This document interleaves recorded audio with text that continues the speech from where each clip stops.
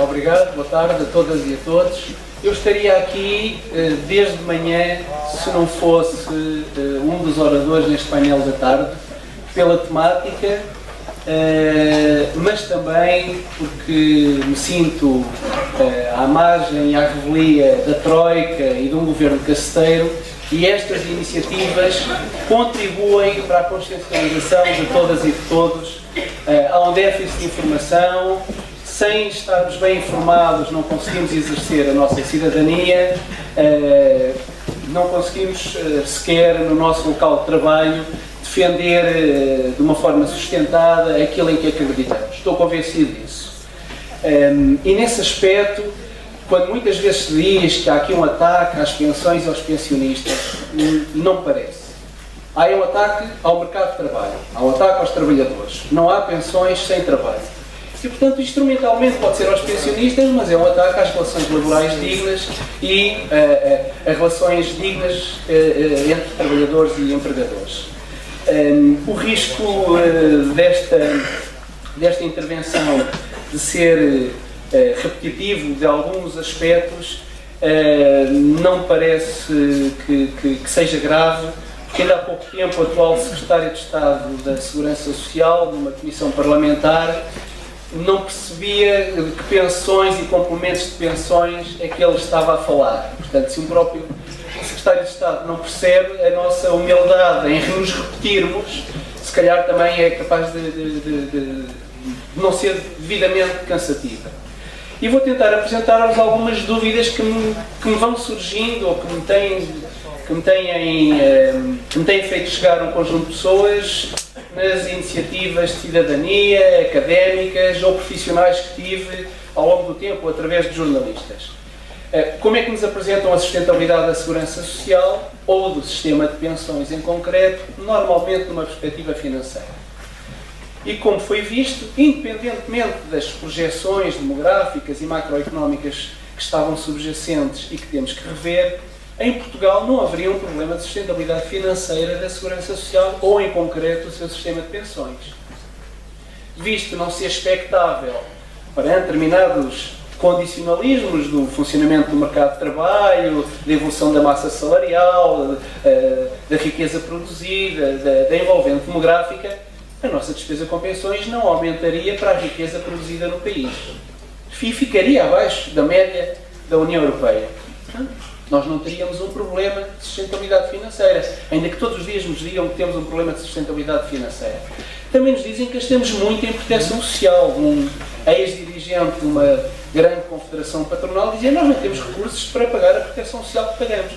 Mas nós pagamos ou contribuímos da nossa riqueza muito menos do que contribui a média da União Europeia a 15, que é aquela com que comparo nestas linhas. A linha vermelha é da União Europeia a 15 e prefiro comparar Portugal com os países mais desenvolvidos da União Europeia do que com todos. Não é pela série histórica ser mais rica com os 15. Nós não pagamos muito para a proteção social, não gastamos muito recursos, não utilizamos muitos recursos na proteção social.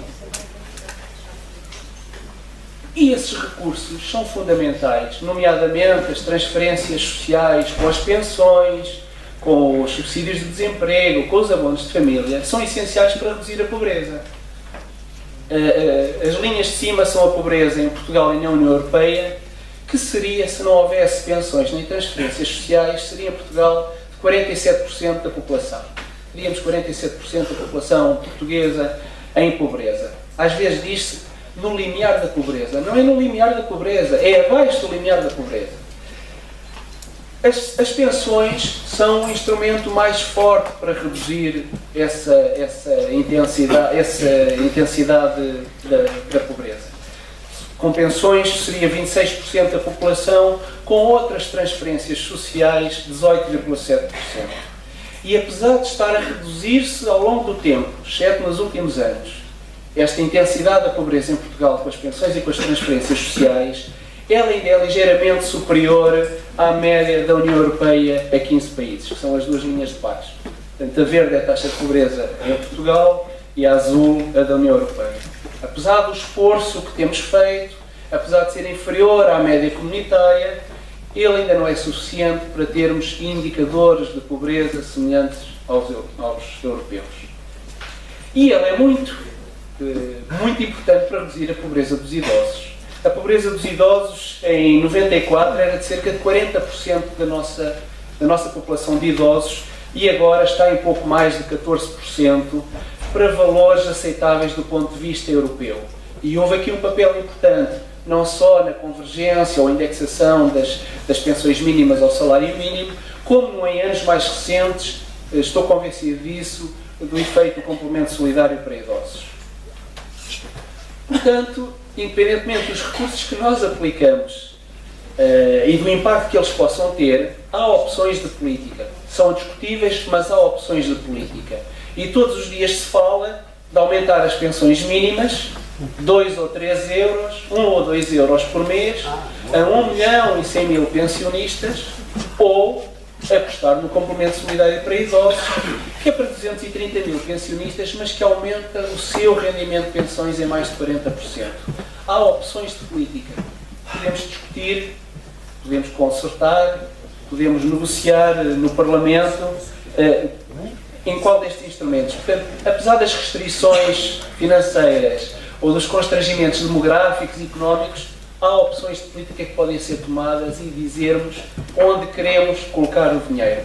São as duas financiadas com o Orçamento de Estado, não são financiadas com as contribuições e as cotizações das entidades empregadoras e dos trabalhadores. Portanto, nem sequer se coloca esse problema.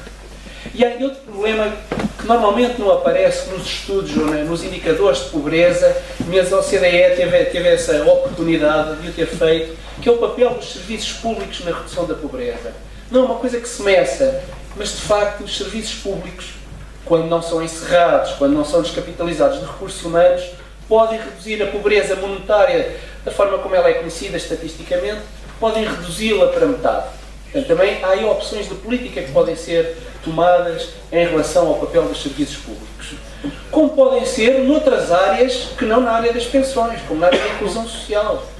Pode decidir-se aplicar o dinheiro numa prestação de cidadania com um contrato de inserção, como é o rendimento social de inserção, ou pagar a cantinas sociais, ficando até mais dispendioso para o Orçamento de Estado e, se calhar, criando aquela cultura de dependência que os defensores das cantinas sociais recusam para os beneficiários do rendimento social de inserção. Um problema que também é muito comum contribuir para a ideia de insustentabilidade da segurança social é do facto de haver mais pensionistas do que ativos. Há muitas pensões processadas, mas haver mais pensionistas do que ativos, algumas das pensões processadas são 2 e 3 pensões para a mesma pessoa. Há acumulação de pensões de invalidez com sobrevivência e há um número muito significativo de pensões de sobrevivência que representam, são pensões de sobrevivência para órfãos e, portanto, que são de duração limitada no tempo. Mesmo as pensões de viuvez, algumas delas são limitadas no tempo. E a perspectiva do envelhecimento demográfico também tem que ser vista no que é prejudicada a renovação de gerações. Se tivermos um crescimento da imigração, também tem passado em várias intervenções, da manhã e da tarde, está a crescer nestes 2 últimos anos para valores, do ponto de vista do conhecimento da realidade, se calhar muito inferiores ao que acontece, mas que ultrapassam os valores normais da imigração permanente em Portugal na segunda metade da década passada. Para além da redução significativa do número de nascimentos. Hoje, em 2012, houve cerca de 90.000 nascimentos, que deve ter sido, pela negativa, um recorde histórico no nosso país, nos tempos mais recentes. Há ainda, em relação à demografia, opções de política que podem ser tomadas. Se houver melhores empregos, melhores remunerações, isto é capaz de influenciar a demografia. Se não houver transportes públicos e continuar a aumentar o horário de trabalho, falando pela minha experiência pessoal, dificilmente eu terei capacidade ou coragem para ter um terceiro filho. Os equipamentos de apoio à família não resolvem todos os problemas, mas têm que ser efetivamente equacionados. O valor das prestações familiares e ainda a questão da parentalidade. E aqui não quero deixar de falar disto, por estarmos também precisamente numa reunião sindical. É muito comum ouvir-se falar de maternidade e pouco de parentalidade. Não é pelas crianças, nem é pela conciliação. Estou convencido que enquanto os nossos esquemas de proteção na parentalidade privilegiarem apenas a maternidade e não a parentalidade materna e não a paterna, é no mercado de trabalho que as mulheres continuarão a ser discriminadas. No acesso e na progressão. Porque quem fica em casa, e não estou a falar das licenças iniciais, estou até a falar de um reforço de licenças complementares. Se quem fica em casa é sistematicamente a mulher, porquê dar determinado emprego ou determinada promoção a uma mulher? Portanto, às vezes há um ministro não é da família, mas é como se fosse que fala muito, vamos ter uma medida para as mães ficarem em casa. Qualquer medida que seja apoio às mães a ficarem em casa afasta ainda mais as mulheres da igualdade no mercado de trabalho.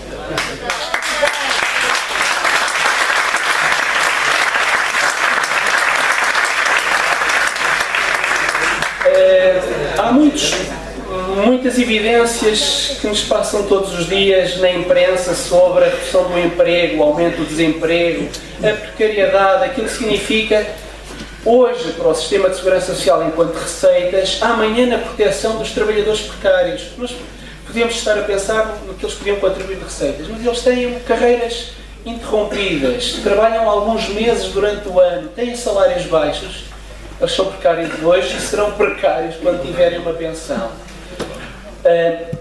Só nestes últimos 3 anos, se o orçamento retificativo para 2014 corresponder ou resultar, só nestes últimos 3 anos, por comparação com 2011, perdem-se de contribuições e pagam-se de subsídios e prestações de desemprego apenas do subsistema previdencial mais 3 mil milhões de euros nestes 3 anos. Isto é um constrangimento conjuntural e que não é do sistema de pensões. Dr. Vieira da Silva apresentou quem conheceu o Secretário de Estado da Segurança Social mostra-lhe o que são as pensões e os complementos de pensões do nosso sistema de pensões. Outra ideia que às vezes surge e foi muito discutida há 2 anos, porquê financiar pensões pela TSU, porque não o IVA? Há pouco tempo um colunista do Expresso até dizia que a TSU, metade é para o regime previdencial, a outra metade para a solidariedade. São pessoas que não sabem efetivamente do que estão a falar, mas ainda hoje também há pessoas que acham que a TSU, ou a contribuição dos trabalhadores e dos empregadores, paga ou financia o abono de família. Já não financia o abono de família, o Orçamento de Estado financia o abono de família. Portanto, se calhar vale a pena repetir e revisitar para que a TSU não paga todas as pensões, paga só algumas pensões, as outras são responsabilidade do Orçamento de Estado, não paga o subsídio social de desemprego. E para quem tem ideias em relação a o que é que nós podíamos ter do IVA, independentemente da injustiça que era estar a recair sobre toda a sociedade o financiamento de um sistema contributivo, ou do impacto que isso pode ter na economia, aumentando a taxa de IVA. O IVA que já hoje é consignado para as despesas de solidariedade são 725 milhões de euros. Ora, não sei quanto é que querem baixar a TSU para aumentar o IVA, para fazer uma efetiva desvalorização fiscal, como era defendida pela Troika, logo no início da sua chegada a Portugal. Vale a pena ler o relatório que foi feito e técnico pelo Banco de Portugal e por vários ministérios, pelo impacto que isso teria. Quanto é que estão a pensar que se baixava a TSU? Quanto é que teríamos que pagar de IVA? Será que isto é justo? Para além de que, não sei se todas e todos o defenderão, o sistema previdencial, independentemente de algumas complementaridades e de alguns financiamentos complementares que são defendidos e que devem ser discutidos, deve ter na sua gênese o salário, deve ter na sua gênese a massa salarial e uma relação de emprego e de salário. Portanto, podemos discutir qual a taxa, quais os salários, mas parece-me que não se devia abandonar no sistema previdencial esta gênese da contributividade. Também acho que é uma defesa das trabalhadoras e dos trabalhadores, se for essa a gênese do financiamento do sistema previdencial, porque quando for o Orçamento de Estado é menos uma despesa que se faz com muito mais à vontade. Há várias opções de política para o sistema de pensões, para fortalecer a sustentabilidade do sistema de pensões. Uma foi ensaiada há 2 anos, através do Diário da República, numa quinta-feira santa à tarde, que foi a suspensão da flexibilização da idade da reforma. Ninguém soube durante uma semana que já tinha sido promulgado. Pronto, foi quinta-feira santa à tarde, íamos para a Páscoa, não tivemos tempo para nos chatearmos muito, nem demos conta do Diário da República. Isto não é um golpe de Estado. Se fosse um golpe de Estado, se calhar íamos com uma bomba de gasolina manifestar-nos. Mas isto não é democrático. Há fatores de sustentabilidade aos molhos. São quase viroses. Não é? Há imensos fatores de sustentabilidade. A pergunta que eu fiz hoje de manhã ao Dr. Barrias não era para o provocar, porque é uma pessoa que eu muito estimo. Mas se havia um fator de sustentabilidade, concordando ou não com ele, que supostamente, se não prolongássemos a idade efetiva de trabalho, nos cortaria a pensão em 5, 6%, 5,43%, se não me falha a memória. E agora há um fator de sustentabilidade que resulta num corte de 12%. Mas o que nos diz é, não, reformamos um ano mais tarde. Porquê é que em 2015 ou 2016, quando perceberem que estão a pagar mais despesa com pensões, não dizem, ok, reformas-te aos 66 e um mês e ainda levas um corte de 12%. Não é que a Troika agarre esta ideia para aplicar, porque se calhar já tiveram e não tiveram coragem de a implementar, não é? O Dr. Barrias perguntava as pensões de sobrevivência, porquê essa acumulação a partir dos 2000? As primeiras notícias falavam em 600 euros, não falavam em 2.000 euros. Plafonamento, não vou perder muito tempo, mas plafonamento, privatização, capitalização, modelo sueco, seja qual for a roupagem, mais social-democrata ou menos, não há evidências de que, com problemas demográficos, com envelhecimento demográfico ou com crises económicas, resolvam melhor o problema dos pensionistas do que os sistemas de repartição como os conhecemos. Não o fazem. Cortam pensões ou aumentam contribuições para manter o tal equilíbrio financeiro. Combate à fraude e evasão contributiva. Não é muito explorado. Falamos da dívida, do valor da dívida, às vezes até uma almofada, a empresa não fecha. E depois, quando olhamos para os valores do que se recupera, este último plano extraordinário do Governo que deu jeito ao déficit 2013, significou 234 milhões de euros para a Segurança Social. Não sabemos quando foi perdoado de juros. Mas mesmo 234 milhões de euros é pouquíssimo para valores que eu tenho de memória da década passada de recuperações na ordem dos 370 a 400 milhões de euros.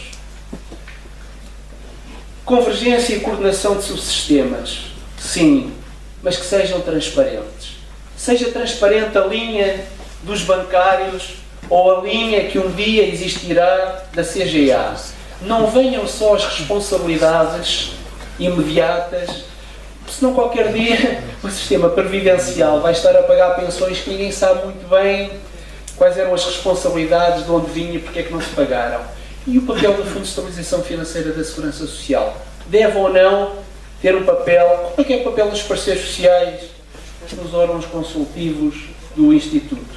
São, a valores de mercado, 11 mil milhões de euros em dívida pública nacional, provavelmente. Não faz sentido falar de Segurança Social sem falar do mercado de trabalho, efetivamente. Estamos a assistir a um ajustamento, não me agrada o programa de ajustamento nem memorando de entendimento, não sou de letras, mas há assim expressões que não me agradam. Não permite a atualização do salário mínimo e isto é um impacto. E não é porque não haja estudos. Deixaram foi de se produzir determinados estudos que até demonstravam que o aumento do salário mínimo era pouco significativo nos custos das empresas e que eles valem muito, são muito pouco dos custos de produção. E a negociação coletiva e a não atualização de portarias de extensão com o impacto significativo que têm na cobertura dos trabalhadores e no aumento dos seus salários. Num encontro promovido pelo Congresso Democrático das Alternativas há um ano, a propósito das relações laborais e do papel da densidade sindical, eu até tenho ideia que foram nomeadamente intervenções da Maria do Carmo Tavares e do Hugo Mendes que resultaram nestas 4 ideias. Para legitimarmos estas políticas públicas, estas políticas sociais, é importante a concertação social entre os parceiros sociais. É importante que a participação dos parceiros sociais seja aos diferentes níveis do sistema de segurança social. Na discussão, na consulta, mas também na gestão.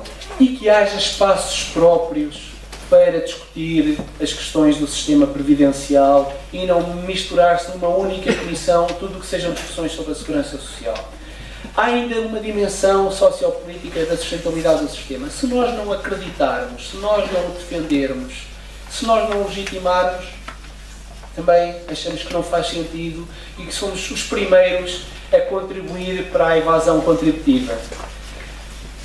A informação, a transparência, a participação são fundamentais à confiança, seja do movimento sindical, seja de trabalhadoras e trabalhadores não filiados em sindicatos, seja da academia que contribui, seja dos secretários de Estado que não conhecem.